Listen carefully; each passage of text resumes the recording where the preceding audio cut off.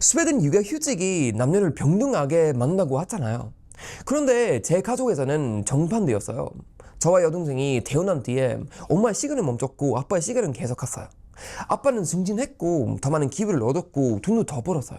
엄마는 일을 잘했고 자기 커리어도 있었는데 어느 순간 집 안에만 남았어요. 저는 어릴 때 그게 왜 엄마를 그렇게 지치게 했는지 몰랐어요. 그런데 몇십 년 뒤에 제 여동생이 아이를 낳고 똑같이 편한 걸 봤어요. 그때 처음 알았어요. 이건 옛날 우리 집에서 끝난 이야기가 아니었구나. 제 여동생은 원래 말이 정말 빠른 사람이었거든요. 제가 한마디 하면은 제 마디 바로 돌아왔어요. 공부 얘기, 앞으로 하고 싶은 일, 새로 배운 것, 계획이 끝도 없었어요. 그런데 아이를 낳고 육아휴직을 들어간 뒤에 어느 날 통화를 하는데 제가 물어봐도 대답이 짧더라고요. 헨리야, 그냥 똑같이 뭐. 아이도 건강했고 남편도 있었고 집도 있었고 나라에서 돈도 나왔어요. 스웨덴 기준으로 보면은 아주 잘 모업하는 엄마였어요. 그런데 제 귀에는 모업하는 사람의 목소리가 아니라 자기 인생에서 조금씩 사라지는 사람의 목소리처럼 들렸어요. 이게 스웨덴 육아휴직을 밖에서 볼 때는 잘 안 보이는 부분이거든요. 제도만 보면은 정말 좋아요. 아빠도 쉴 수 있고 엄마도 쉴 수 있고 아이와 시간을 보낼 수 있고 수입도 완전히 끊기진 않아요. 저도 그건 자랑스럽게 생각해요. 부모에게 아무 시간도 주지 않은 사회보다 훨씬 낫죠. 그런데 법이 두 사람에게 같은 권리를 줬다고 해서 희생까지 반반 나누는 게 아니에요. 중위 위에서는 둘 다 멈출 수 있는데 현실에서는 보통 한 사람만 오래 멈춰요. 그리고 다시 출발하려고 보면은 다른 사람은 이미 뭐 한참 앞에 가 있어요.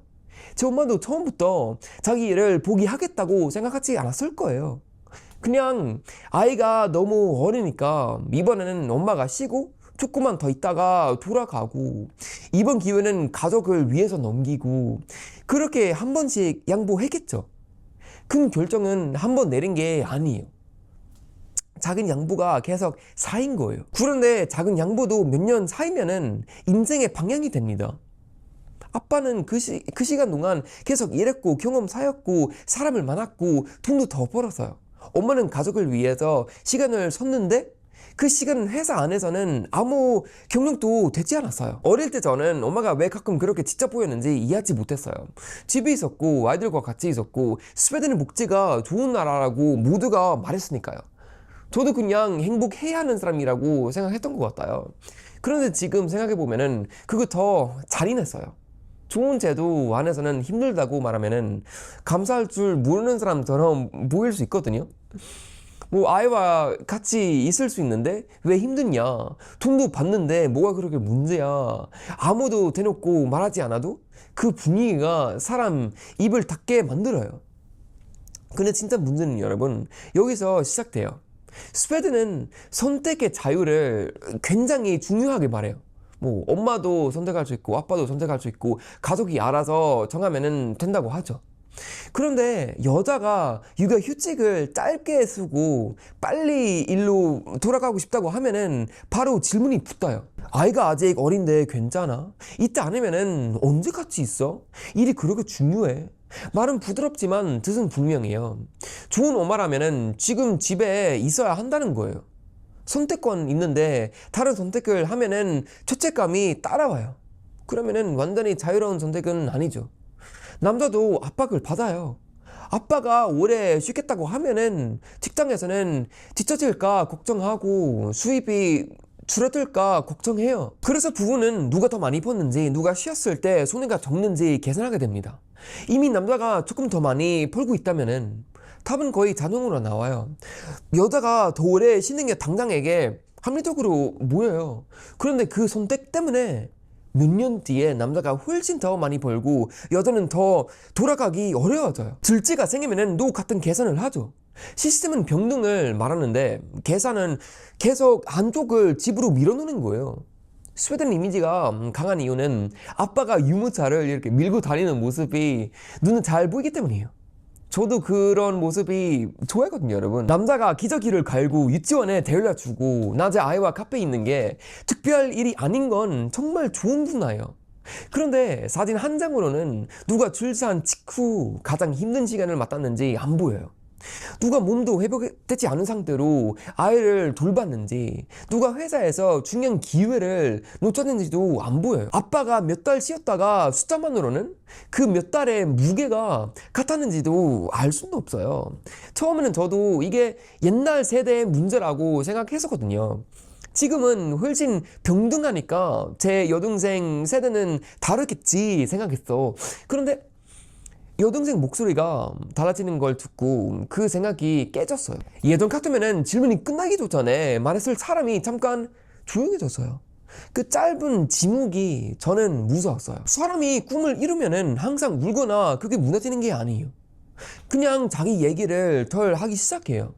자기 계획보다 가족 일정부터 말하고, 자기가 힘들다고 말하는 것 대신 피곤하다고만 해요. 겉으로는 평범한 하루인데 그 평범한 안에서는 그 사람이 점점 작아질 수도 있어요.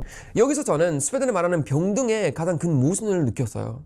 한국에서는 아직도 엄마가 아이를 더 많이 보고 아빠가 더 많이 일을 해야 한다는 기대가 비교적 솔직히 드러날 때가 있죠. 그게 좋다는 얘기가 아니거든요. 그런데 스웨덴은 이미 평등하다고 말해요.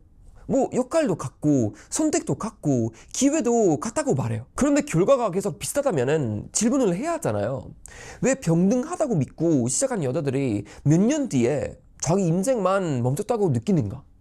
오히려 우리는 이미 평등하다는 말이 문제를 더 숨길 수도 있어요. 제도도 있고 아빠 육아휴직도 있고 법으로 보호도 받으니까 문제를 말하는 순간 개인의 선택 문제로 바뀌어요. 뭐 네가 더 시기로 했잖아. 너희 가족이 그렇게 나눴잖아. 맞는 말처럼 들리죠. 그런데 그 선택 앞에 있던 돈, 죄책감, 몸 상태, 직장 압박은 다 사라져요. 마지막 서명만 개인이 했다고 해서 그 선택을 만든 힘까지 개인 책임은 아니에요. 여러분, 제가 말하고 싶은 건 이거예요. 부모가 아이와 시간을 보낼 수 있어야 하고, 특히 아빠가 실제로 아이를 돌보는 시간을 가져야 해요. 다만 휴직 기간만 길게 만들고 끝내면 안 된다는 거예요. 진짜 질문은 휴직이 끝난 다음부터는 시작돼요. 그 사람이 같은 자리로 돌아갈 수 있는지, 중요한 기회를 계속 받을 수 있는지, 몇 년 뒤에는 다시 올라갈 수 있는지는 봐야 해요. 쉬는 권리만 주고 돌아올 길을 막아놓으면은 그건 보호가 아니라 아주 부드러운 대장이 될 수도 있어요. 엄마가 빨리 돌아가고 싶다고 말을 할 수 있어야 해요. 아이를 사랑하면서도 일을 그리워할 수도 있고, 좋은 엄마가 되고 싶다고 하면서도 자기 이름으로 인정받고 싶을 수도 있어요. 이건 모순이 아니에요. 그런데 사회가 엄마에게만 사랑을 그냥 증명하려고 하면은 결국 가장 많이 포기하는 사람이 가장 좋은 사람처럼 보이게 돼요. 아빠도 가족을 선택했다는 이유로 직장에서 뒤처지면은 안 돼요. 둘 다 손해 보지 않아야 가족 안에 계산도 바뀔 수 있어요.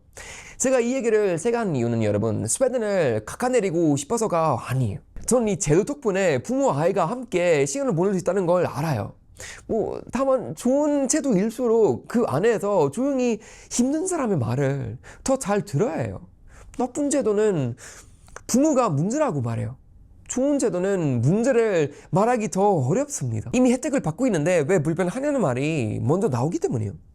우리 엄마도 아마 그런 마음이었을 거예요. 가족을 사랑했고 우리와 같이 있는 시간도 소중했을 거예요. 동시에 자기 커리어가 멈추는 걸 보면서 슬펐을 거예요. 그 두 감정은 같이 있을 수도 있어요, 여러분. 그런데 저는 어릴 때 엄마의 희생만 봤지 엄마가 이런 건 보지 못했어요. 엄마가 항상 집에 있었으니까 그거 원래 엄마의 자리인 줄 알았어요. 사실은 그 자리에 남기 위해 내려놓는 것들이 있었는데요. 그리고 이제 여동생을 보면서 그 장면이 다시 돌아왔어요. 예전에는 엄마의 침묵을 이해하지 못했고 지금은 여동생의 짧은 대답을 그냥 넘길 수가 없어요. 헨리야, 그냥 똑같이 뭐. 그 말 안에는 아이가 싫다는 뜻도 없고 가족이 싫다는 뜻도 없어요. 오히려 너무 사랑해서 자기 얘기를 뒤로 밀어놓는 사람의 비루가 있어요. 저도 그게 제일 무서워요. 누군가를 사랑하는 결과로 자기 자신을 잊는 건 당연한 일처럼 되는 것. 한국이 스웨덴에서 배울 건 분명히 많아요. 부모에게 실제 시간을 주는 것, 아빠가 아이를 돌보는 걸 당연하게 보는 것, 출산했다고 바로 직장에서 밀려났지 않게 하는 것. 그런데 스웨덴이라는 이름만 보고 그냥 완성된 답이라고 생각할 필요가 없어요, 여러분. 제도는 시작일 뿐이에요. 누가 더 큰 대가를 내는지, 돌아온 뒤에 누가 다시 기회를 받는지까지 봐야 해요. 진짜 평등은 부모 둘 다 아이 곁에 있을 수 있을 때가 아니라 그 시간이 끝난 뒤에도 둘 다 자기 이름으로 다시 걸어갈 수 있을 때가 시작되는 거예요.